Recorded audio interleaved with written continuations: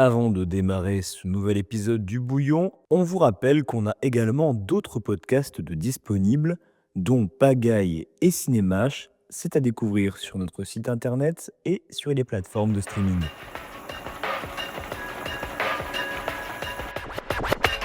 Le bouillon, le bouillon, le bouillon, le bouillon.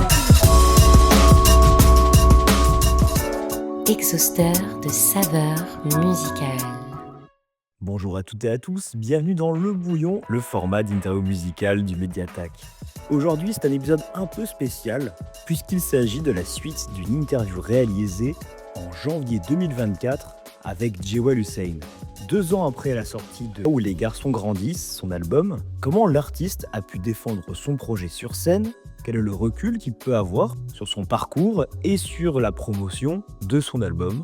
C'est toutes ces questions qu'on a pu lui poser lors de sa venue au Compulsation, un festival organisé par le Crous Bordeaux-Aquitaine. Une interview de Théo Toussaint, Nathan Grelon, Léopold Froin et Noémie Sulpin est réalisée par Gaël Mirande, alias Nasborito. Le bouillon, exhausteur de saveurs Une heure musicales. avant, j'abandonne et cette fille ne laissant plus qu'un mot et le matelas vide. Cliché sur les ruptures et les mecs fiables. Mais s'il y a des chiennes, il y a des loups qui crient. La nuit, nous sommes non identifiables. On voit que le reflet de nos chaînes est des hoodies gris. Yeah. À qui tu me compares que c'est plaire aux autres? Je vais devoir me balafrer la gueule pour être sûr de ne pas ressembler aux autres. Ok, alors Jewel Hussein, artiste du 95, Argenteuil. Tiens, c'est mon anniversaire aujourd'hui. C'est vrai? Ouais, grave. Merci, c'est gentil. Je suis très content d'être ici à Pessac pour envoyer un sacré concert qui j'espère restera gravé. Donc pour recontextualiser, on avait déjà eu l'occasion du coup de s'interviewer il y a quasiment 2 ans pour la sortie de ton projet Là où les garçons grandissent. Et il faut savoir que la dernière fois, en fait, qu'on a eu l'occasion de discuter, on avait terminé en parlant de santé mentale et de la difficulté de pas toujours être submergé par l'envie de devoir faire plus, toujours faire mieux. Tu tournes depuis 2 ans maintenant. Comment tu conserves l'équilibre entre toi, la famille, la tournée, la création aussi de futurs morceaux, de futurs projets? Comment est-ce que tu trouves cet équilibre entre tout ça? Ben c'est une excellente question et qui mérite une réponse vachement vaste parce qu'effectivement, depuis ces 2 ans, ça a été le combat plus important de ma vie sûrement, c'est de savoir où je me situe. Alors c'est vrai qu'on a l'impression d'avoir marqué le coup avec un bel album et le truc c'est que tout de suite, vu la consommation actuelle, tu vois, tout de suite c'est quoi la suite, c'est quand la suite et tout. Et pour être très honnête, moi j'ai pris beaucoup de temps à retrouver le feu, à avoir envie de réécrire, à avoir envie de... J'ai eu un gros passage à vide parce que il me fallait le temps de digérer parce que si tu veux l'album ça nous a pris 2 ans à le confectionner, donc il m'a fallu le temps pour digérer ces 2 années, c'était vraiment pas facile. Et puis à côté, pendant que j'ai passé 2 ans à moi à faire un album, mais c'est 2 ans que j'ai pas, tu vois, passé pleinement avec mes garçons, avec la famille, tu sais, ne serait-ce que même, tu sais, j'ai des messages qui datent d'il y a 2 piges, tu vois, parce que j'y répondais pas tout le long du process. Je prenais tellement le truc à cœur, j'avais tellement la tête dans le guidon qu'il y a vraiment des choses que j'ai mis totalement sur le côté et tout. Et donc il fallait prendre le temps de revenir à ça en fait. Et ça m'a pris énormément de temps, ouais. Donc j'ai pas écrit depuis un paquet de temps. Ça rejoint un peu ce que tu dis. En plus de ton anniversaire aujourd'hui, dans un peu plus d'un mois, c'est du coup les 2 ans de Où les garçons grandissent. Et tu continues à le défendre parce qu'il y a eu le Colors il y a pas longtemps, d'un morceau déjà sorti, ce qui est plutôt rare. Et même ce soir sur scène, tu le défends toujours. Est-ce que c'est un choix ou est-ce que c'est juste naturel comme ça? C'est l'album que tu veux toujours défendre? C'était un choix naturel, voilà, tout simplement. Parce que, encore une fois, ça nous a pris 2 ans. T'imagines si au bout de 2 semaines, 3 semaines, 2 mois, on l'avait laissé tomber cet album? Honnêtement, je m'en serais voulu. Et puis même, ça aurait été du gâchis.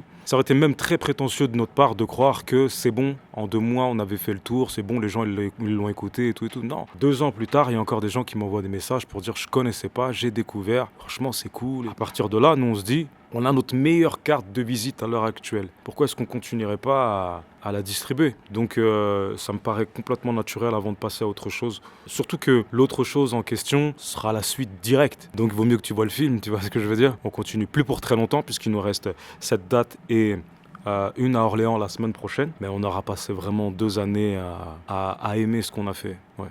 Tu es évoqué justement dans cet entretien les rappeurs sous-cotés qui t'inspirent, au contraire d'autres rappeurs. Aujourd'hui, des spécialistes et des fans du secteur estiment que le rap français traverse une période un petit peu compliquée, notamment à cause de la surconsommation que tu as très rapidement évoquée dans ta première question, ou même une standardisation guidée par l'argent du milieu. Est-ce que tu partages cette vision? Est-ce que tu continues de diguer de nouveaux artistes justement pour découvrir voilà. Il se passe beaucoup de choses dans la musique, il se passe beaucoup de choses dans le rap. Il y a beaucoup de gars qui se lancent. Et ces gars qui se lancent, je trouve qu'ils y arrivent très, très rapidement, tu vois. Genre aujourd'hui, les mecs maîtrisent les bases à une vitesse hallucinante. Et surtout, ils maîtrisent aussi l'art du marketing à une vitesse hallucinante, tu vois. Donc très rapidement, il y a des gars qui peuvent arriver avec 2 ans de Peura et être déjà avoir déjà créé un engouement, tu vois. Non, ça pour le coup, je te dirais que c'est cool. Moi, je suis moins ok avec les gens justement qui vont dire qu'il y a une crise.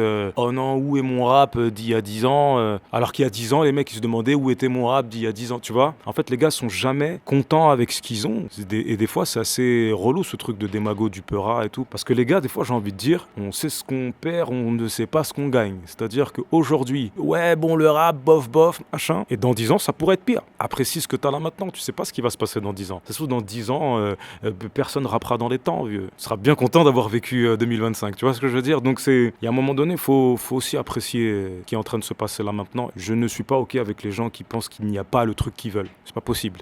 Il y a tellement de gars qui rappent, il y a forcément des gars qui ont ce que tu veux. Mais sinon, tous les gars qui se lancent, grand bien leur face, qui fassent leur truc et tout, c'est ouvert quoi. Je suis un peu grand public, pour être honnête. C'est-à-dire que j'attends que ça arrive à moi, je cherche pas beaucoup. J'attends que ça arrive à moi et je me dis, je tends l'oreille. Ouh, c'est plutôt pas mal, tu vois. Donc pour être très honnête, non, je digue pas beaucoup. C'est beaucoup mes amis je suis dans leur voiture, j'écoute. Oh, c'est quoi? Oh, vas-y, fais écouter. Tu vois, la dernière fois, on rentrait d'un tournage et il écoutait Morty, Jeune Morty. Et moi, je connaissais qu'un seul morceau, c'était Dans. Et je trouvais ça déjà trop chaud, tu vois. Mais il écoutait un autre Morty, j'étais, ouh, qu'est-ce que c'est? Genre vraiment, je trouvais ça très chaud. Donc, tu vois, je tends l'oreille quand c'est là devant moi, mais honnêtement, je vais pas chercher de moi-même, tu vois.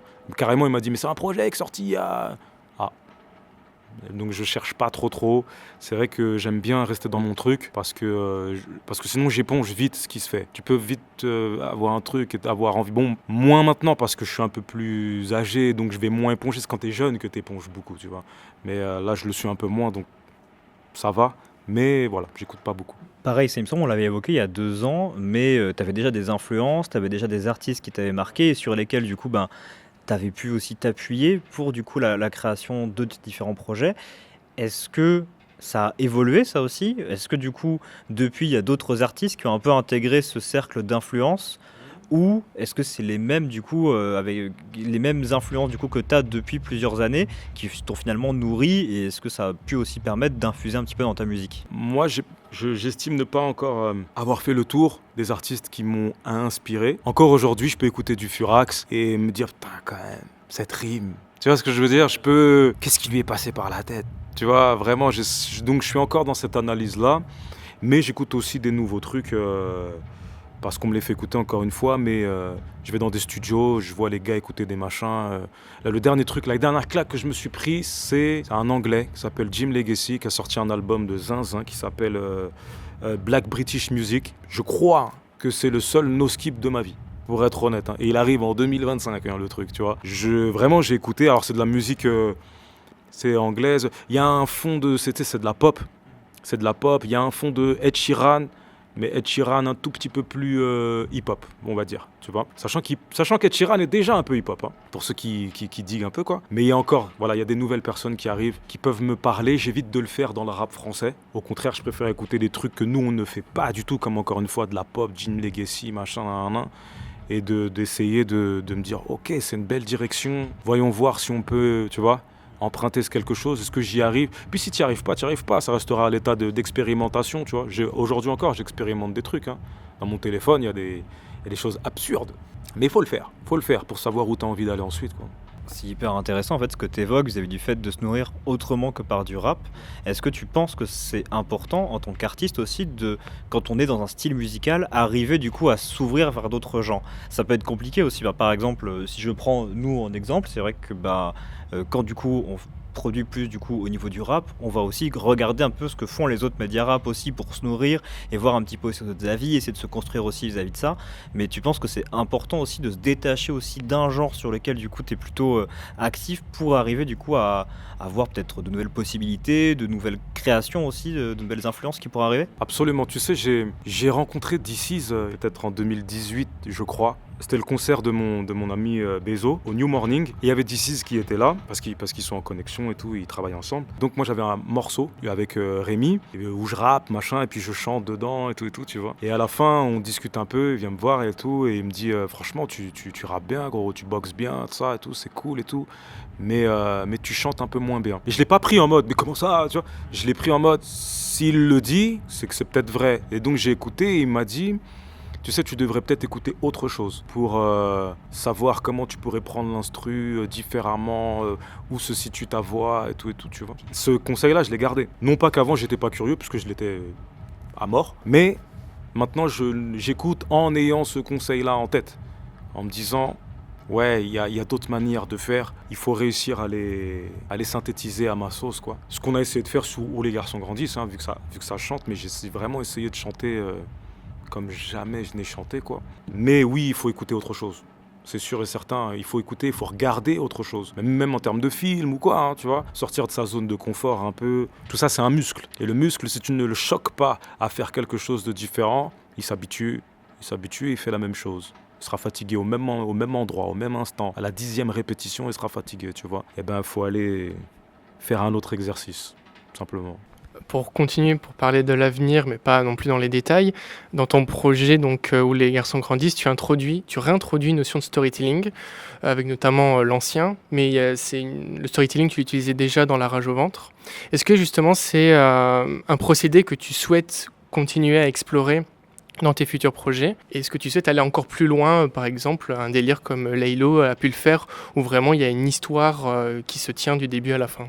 Déjà, merci d'avoir cité La rage au ventre, parce que bien que ce soit pas un projet qu'aujourd'hui j'écoute, et bien que ce soit pas un projet qui me rappelle une bonne époque, genre vraiment pas, eh ben, on a quand même essayé de faire ce truc-là en 2015, et je suis très content qu'il y ait quelqu'un qui soit là pour en témoigner, parce que véritablement, on était déjà dans cette démarche de storytelling, rajouter des interludes avec des dialogues et tout. C'est juste qu'on était maladroit, on n'avait pas toute cette science aujourd'hui de la cinématographie, et donc il y a plein de choses pour rajouter du contexte qu'on aurait pu rajouter, mais on n'avait pas cette science en fait, tout simplement. Est-ce que je vais faire un autre projet storytelling? Je pense que oui, il y aura toujours un fil rouge dans mes projets, en tout cas à partir de Où les garçons grandissent, oui. Maintenant, est-ce que ça sera aussi obvious? Je sais pas. Est-ce qu'il y aura du dialogue? Je ne sais pas. Pour être honnête, avec Où les garçons grandissent, on a voulu que ce soit un storytelling, mais pas prendre les gens par la main. On a vraiment voulu faire en sorte que tu t'en fasses ton interprétation, t'as compris ce que t'as compris, en gros, tu vois. Si ça n'avait pas été le cas, on aurait foutu la voix de l'ancien absolument partout et tout, machin.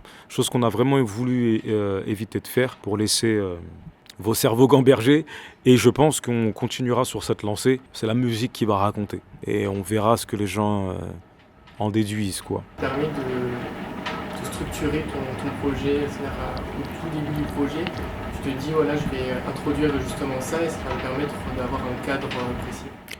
Ouais. C'est à double tranchant, ça.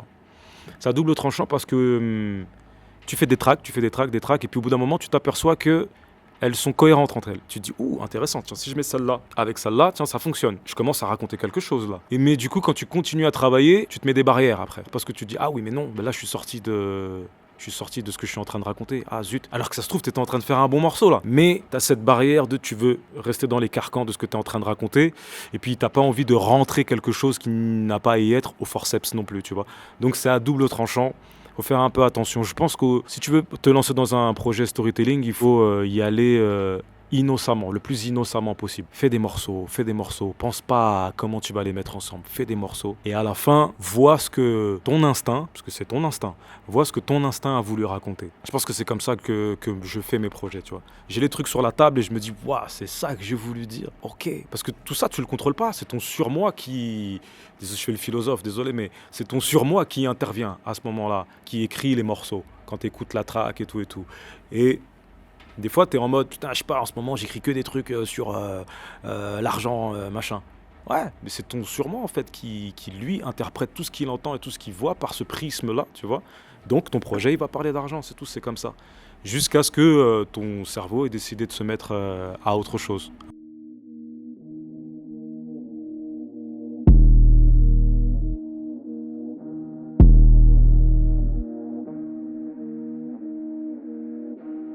Yeah.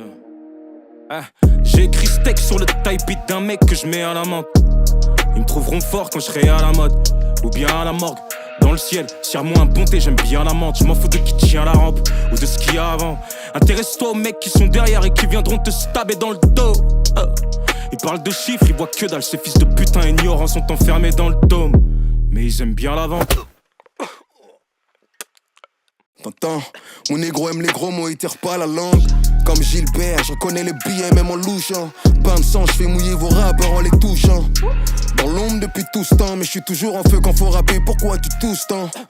À vos rap, on fait feu, vous partez. Promets en sport et en chant, ici tous tentent. Yeah. J'envoie des racles et pas de 12-30. On fait manger vos guetteurs, il est 12-30. Ces bitch à mon cou se pendent. Comme si j'étais un porte-avions. Tu vas jouer les portes-savons dans les douches où tous pendent. Nous quand on arrive dans les parages, tu fous le camp. On te fait lever les deux jambes comme Lucan. Le studio c'est le bootcamp. Et si tu sors gain, je vais tellement te gifler que tu vas m'appeler daddy comme chien.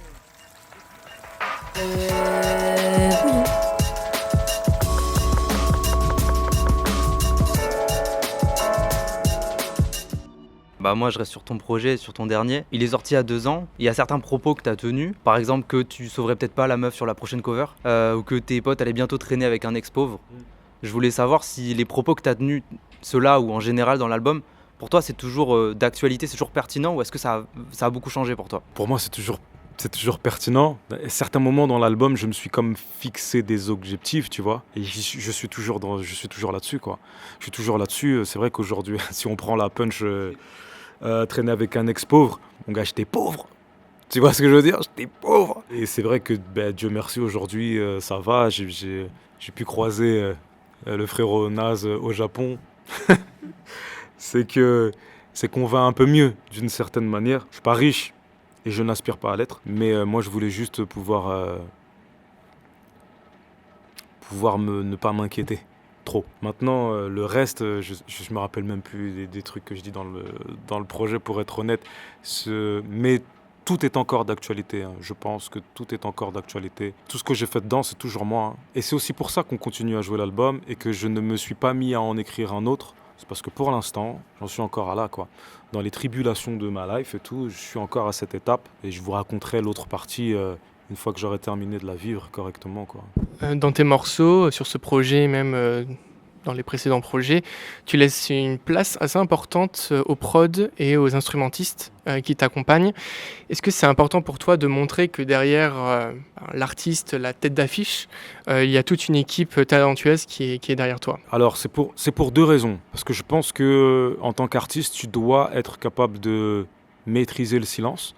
C'est quelque chose que j'ai pas su faire pendant très longtemps. Moi, je remplissais toutes les mesures, tout. Et je mettais des bacs, et je mettais des ambiances. Je voulais pas que l'auditeur soit seul, j'en sais rien, je sais pas pourquoi. Mais en fait, il faut savoir à un moment donné mesurer le poids de ce que tu dis, et que les gens le mesurent aussi. Et donc de pouvoir dire un truc, et de laisser 1-2 mesures, et de redire un autre truc. C'est très important pour... ne serait-ce même que pour espacer... tu vois, t'espaces tes mots, tu les agences mieux comme ça, t'en deviens plus pertinent, je pense, et plus clair dans ton propos. Donc c'était déjà pour ça, mais aussi effectivement parce que, tu vois, je considère que j'ai pas fait ce projet tout seul. À partir de ce moment-là, moi j'aime bien mettre toutes les personnes qui composent mon univers en avant, tu vois, c'est super important. Aujourd'hui, tu vois, sans Rémi Bézo, l'album il n'existe pas.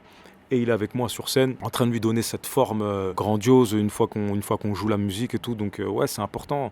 Pareil pour les clips, tu vois. C'est mon gars Kidao qui fait ça depuis des années. Et c'est important pour moi que les gens ils savent que c'est Kidao qui les fait à chaque fois. J'ai pas envie d'avoir, comment dire, ce truc de waouh, regarde, je suis trop fort depuis 15 ans. Par exemple, tu vas prendre Drake, Beyoncé, les grosses stars comme ça. Et puis, t'as l'impression que coup sur coup, genre, vous avez eu de l'inspiration depuis 20 ans. Ça fait 20 ans que vous avez de l'inspiration et genre, c'est tout le temps la bonne. Non, il y a du monde derrière. Et il faut pas hésiter à le dire, tu vois. Et c'est important pour toi de conserver justement, là tu parlais de Kitao, Mm. conserver une cohérence de clip en clip, Ouais. une imagerie, ou est-ce qu'un jour, là, tu es déjà en tête une rupture qui va se passer, où on va complètement changer d'univers, parce que peut-être de personnage. Est-ce que ça t'a déjà traversé l'esprit? Alors, encore une fois, ça aussi, c'est à double tranchant. Parce qu'une fois que tu t'es mis dans une certaine catégorie, c'est très difficile d'en sortir sans que les gens ne comprennent absolument pas ton trip et tout, tu vois. Mais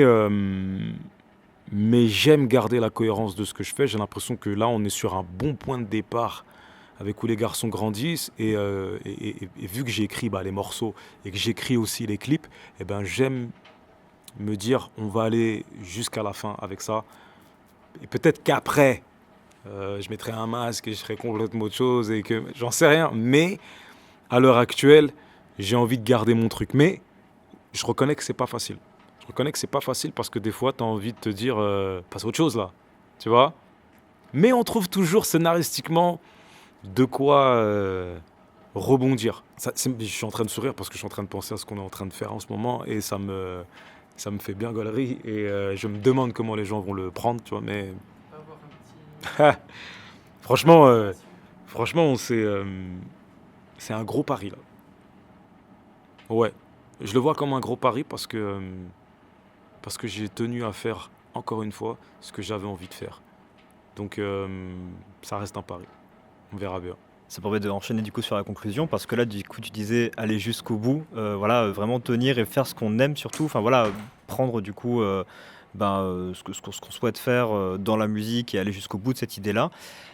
En fait, il y a 2 ans déjà, lorsque du coup on t'avait interviewé, c'était le conseil que tu donnais à des jeunes artistes. Voilà, dire qu'est-ce que tu souhaiterais du coup souhaiter à des artistes qui souhaiteraient aussi se tourner vers la musique, se professionnaliser là-dedans. C'était ce conseil-là que tu avais donné. Là, en plus de ça, tu en as donné plein, que ce soit par rapport au silence, que ce soit par rapport au fait voilà, de travailler aussi la musique en essayant aussi de s'ouvrir à d'autres genres. Donc ça fait déjà plein d'autres conseils aussi qui pourraient être intéressants et pertinents. Mais en plus de ça, et ça nous permet du coup de rebondir sur ce qui se passe ce soir, du coup à savoir ton concert au Compulsation, il y a aussi 2 ans de scène, 2 ans de tournée. Par rapport à l'expérience de scène, est-ce que tu aurais un conseil particulier à donner à des artistes qui souhaitent se professionnaliser par exemple? Je sais pas si je peux donner des conseils là-dessus, mais soyez exigeants avec vous-même. Ouais, je pense que c'est surtout ça. Il faut qu'on fasse mentir à toutes les personnes qui pensent que le rap c'est nul sur scène, tu vois. Moi, je les mets dans le même sac que les gens qui disent « Ouais, le rap en ce moment, c'est nul. » Mais ouais, tu vois, les mecs, ils attendent le retour de je sais pas qui et tout. Alors que c'est bien, là, tout de suite. C'est juste que tu vas dans les mauvais concerts. Tu vois ce que je veux dire? T'attends pas, des fois, tu dois savoir où t'as foutu les pieds aussi, tu vois ce que je veux dire? Et tu peux pas faire une généralité de ce moment-là où t'as déprécié la chose ou quoi, tu vois. Parce qu'il y a des gens qui font le boulot sur scène. Et donc, il faut les faire mentir, ces gens-là.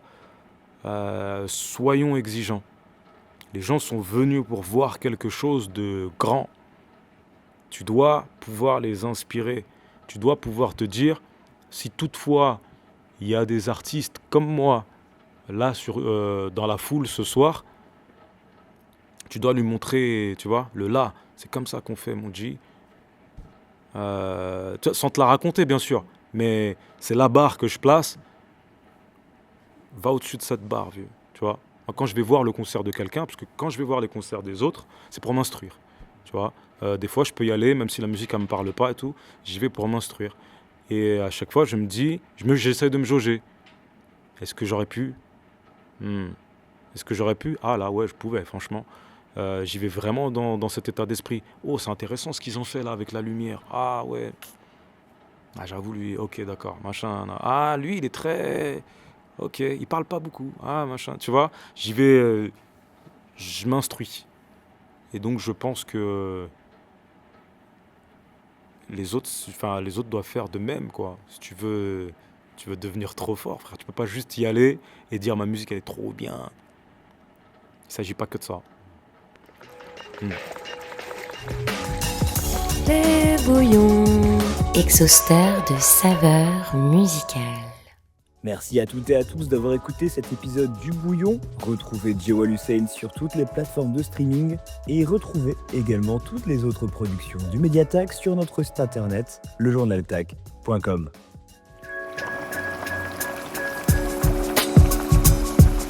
Le Bouillon